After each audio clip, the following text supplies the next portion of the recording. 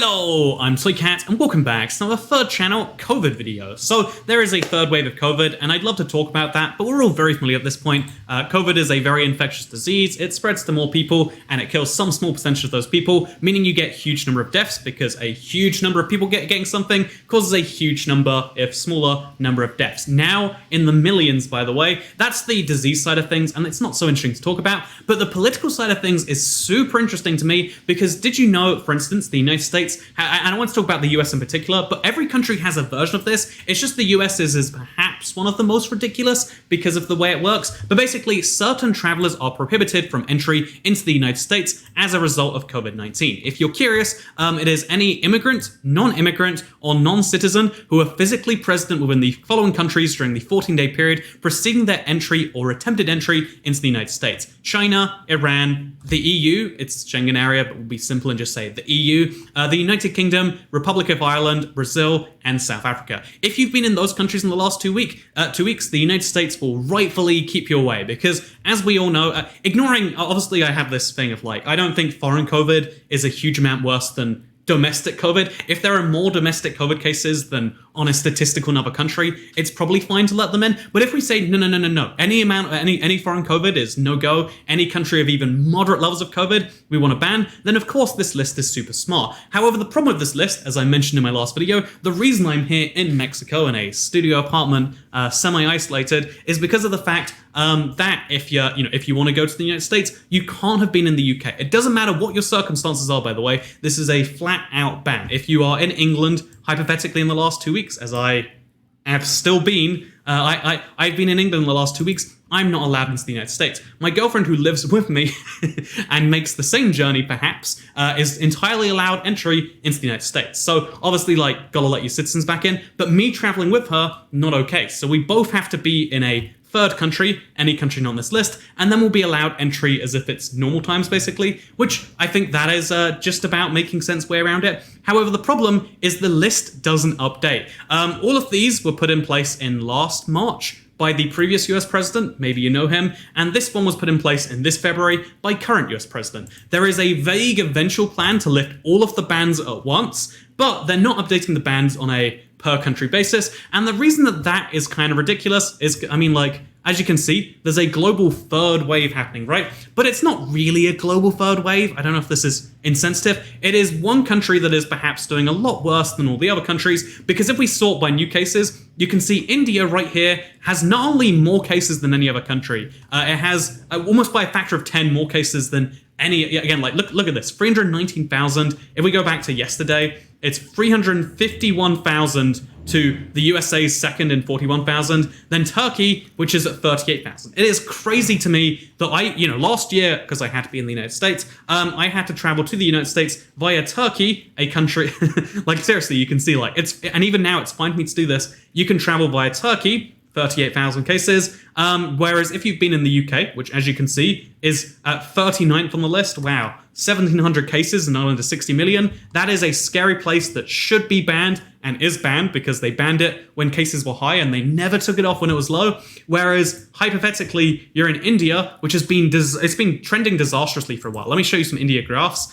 This is what their case per day looked like. They got things under control. It was great. Right now, there is a genuine humanitarian crisis happening in India, and yet the list has not been updated. There is now the ludicrously, I want to say hypocritical. I want to dive into what this is because this is a political problem, it's not a disease problem. It's not even a decision problem so much. It's a how is politics done problem because as you can see, all of these countries are still banned. Many people, I've heard of many couples who are, one is American and one lives in the EU, where there's not even an isolation period possible. It's just you cannot visit each other and have not been able to for the last year. And you know what? You got to sacrifice your relationship to the COVID overlords. It doesn't matter if your country has a good vaccination program or like cases are low. And by the way, because you might think like, well, obviously you got to get rid of that foreign COVID. Anyone, no matter who you are, if you're a US citizen, if you're coming from any of these countries, if you're a US citizen coming from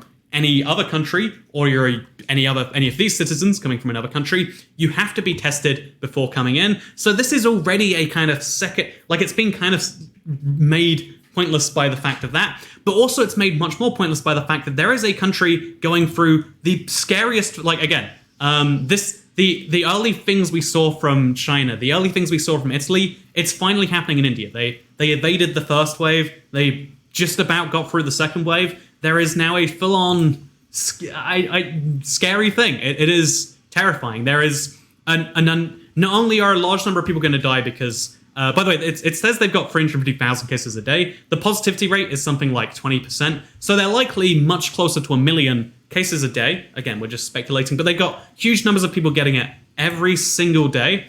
And because of that, healthcare system's overwhelmed. The death rate is normally close to 1%, but if people don't have oxygen or treatments or hospitals or society starts to collapse, as it has in certain parts of India, then obviously you're going to have much worse things. But you can travel entirely freely from this country to this country. Is this a good description to show it off? It is kind of crazy if you ask me, that all you need is you need your valid visa or whatever, and then you need to have a test, and that's fine. No matter what your visa situation, if the government has done a huge amount of background checking on you that you paid them a lot of money to do, let's say, hypothetically that was true. The noise stopped, and I worried that it was something on my laptop, but it would be not okay if you'd gone through that whole process. However, you want to travel from the collapse of society, then that's okay. And again, I'm picking India because it's the crazy case. Again, if we look at India's 354,000 cases per day, and we look at again, just for the sake of it here, and we look at the UK with its how many new cases a day? What is that? 1,702. That's obviously 2 orders of magnitude lower. It's obviously entirely fine at this point, right? Like, there is no good reason. The number of new deaths a day is now in single digits. Some days people don't die of what is one of the 10 biggest causes of death over the last year or so, and that is a huge accomplishment, right? If you look at it that way, or you could look at it and you could say, nah, they were banned at one point, so they should be banned now. And so obviously, by the way, here's to get even more interesting about why perhaps. If this list was going to make sense, you would want to put India on there. It's because I found this little fun stat. So India is now banned from traveling to the UK because the UK is trying to keep its cases low, and it's not even just a foreign code thing. It's literally off the 3,345 arrivals that came from India in the last 2 weeks before they were banned, 4.8% tested positive for COVID-19 after a PCR test, which is after they arrived. Even if we ignore the fact that PCR tests are easier to fake in certain parts of the world than in others, if we just throw that all to the side and we just say, how is it that a country with this number of cases is still not allowed and yet isn't? And this is the thing, right? There is no logical reason to support that unless you're trying to say, oh, the US makes government restrictions on people to discourage traveling, and it's like Americans can still travel to the UK all they like, and they can come home all they like. They can't discourage their own citizens. They can discourage foreign citizens, but even then, again, I am still coming into the United States. I'm still allowed to, regardless of me being from one of these many places. So that's not what it is. If that was going to be true, they'd need to have a heck of a lot more countries. I mean, again, if the risk of Ireland or the UK is too high, which maybe it is, then what about there's a lot of countries that you should be looking at, maybe. And this is the thing. There is a gap between what is logical to anyone looking and what is being done. And this is the thing I want to talk about politics, because especially if you're young and you're watching this, this is where the void is filled by let's be honest, to some extent, like demagogues, but this is how people with very crazy fringe views can fill the gap with there is a government conspiracy against the EU, that America's trying to wage war against the Schengen area so they can't unban them, or it's some weird tit for tat thing going on there. This is where the information vacuum can be filled in with you see, Joe Biden is a Democratic president, and so he's on the left side of things, and so he hates white people. And so if you look right here, white country, white country, white country, white country, a lot of white countries, vaguely white country. There's only one non-white country in here. And whereas, the country where things are terrifying, non-white. And so he's willing to sacrifice Americans to his woke agenda. Or you could say the opposite side of things. You could fill the gap in with like, oh, well, you see what it actually is the government wants you to get COVID. They had to pretend to do something about it, so they did a really bad job, and this is what they came up with.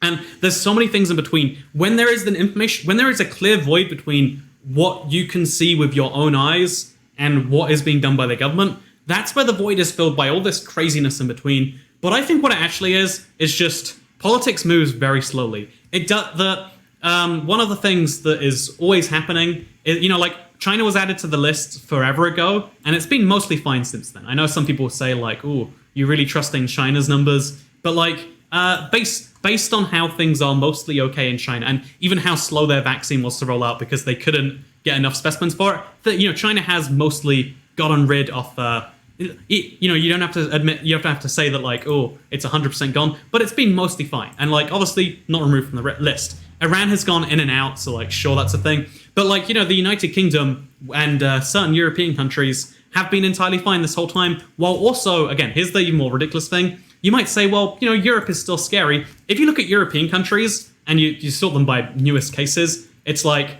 banned, not banned. Banned, banned, banned, banned. I think banned, not banned. Banned, banned, banned, not banned. And it's entirely arbitrary as to which ones are banned and not banned. And so, yeah, as a result of that, I want to say what it really is these were emergency actions put in place as like oh God. When you look at China, it was scary in 2020, right? Early 2020. When you look at Iran, it was scary. When you look at Italy, that was when things got real, right? For most people, they're like, oh, this can happen to people like me. Italians, that is, because I'm so Italian. And like, obviously, this was an emergency ban. Then a few days later, they put the emergency ban on the UK when it started surging here. And then there was an emergency ban on Brazil and South Africa. These were all emergency declarations. And in politics, there's an interesting thing. Doing the thing in the emergency is always going to be rewarded with some political points. It might not be many, but you're never going to get rewarded for undoing something like that. There is a problem. This is the political problem, I would say, that underpins all politics. It comes right here, but it's everywhere.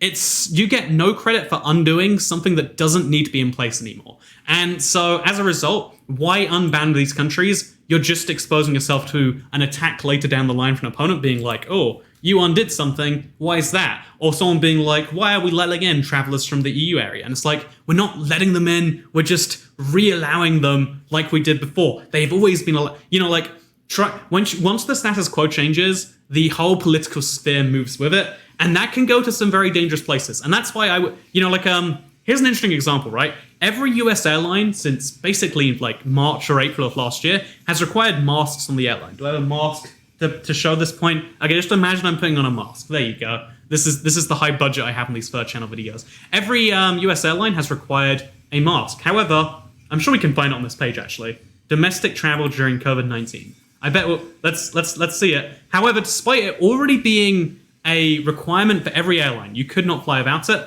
Now you have to wear a mask. Masks are required on planes, buses, trains, and other forms of public transport traveling within or out of the United States. They made something that was already a rule and they made it law, and this seems fine, right? Like now it's not airline policy anymore, it's federal government law. But the thing is, now no airline can choose to undo that unilaterally. That was just nothing changed for the people. No one got any safer by making it law instead of rule. But now it can't be undone, and it's going to be months or years before anyone wants to undo it. But it's still like, yeah, that is dumb, right? There's no good justification for that one. If we look at traveling into the United States from these countries, it's going to take a huge push to unban these countries, and that is the danger with emergency moves. When you talk about politics, you've always got to remember, this is why, even though I think great powerful governments can do great things, great powerful governments can also do lots of stupid things that are very hard to undo. And that is why, rather than trying to be like, yeah, my guy's going to undo all the bad things, the correct stance should be, my guy isn't going to have the power to do terrible things to you, and either is the next guy after him. That should be how we make systemic changes to make people better, because otherwise, the number of relationships that are trapped between any of these countries and America, it makes me genuinely sad for people who aren't lucky enough to again, Americans can travel to any of these countries. Not any of these countries. Americans can travel to these countries if they isolate for 2 weeks and then return home. If you, within certain other countries, there are compassionate grounds. There is no such compassionate grounds between all of these countries in the US. And that's just one example. That's just me talking about my very, very large, but also very small subgroup. There are millions of other, non-alien people who are trapped inside or outside of the United States, inside or outside of borders, because of dumb rules. And that is a reminder to anyone out there, especially when you're voting and you're like, yeah, I need to burn down insert group here. You can burn down any group you like, assuming they're not dead. I mean, you should burn dead people too. You can burn down any group that you like. But ultimately, the safest thing is, what if no one has the power to burn? Or, let's use the, I think that's the power that it should be, right? There should not be a power. There should not be a group of people who have the power to burn others. I am against I'm against the death penalty. If you're against the death penalty for the same grounds of no one should have that power, maybe you should be against the idea of one guy just being able to write a piece of paper and banning entry into an entire country for anyone who has been in any of these countries. The majority of travelers into the United States. I think, and if they are going to have that power, maybe they should use it super carefully. That's what I'm saying. Anyway, third channel, don't care. Goodbye.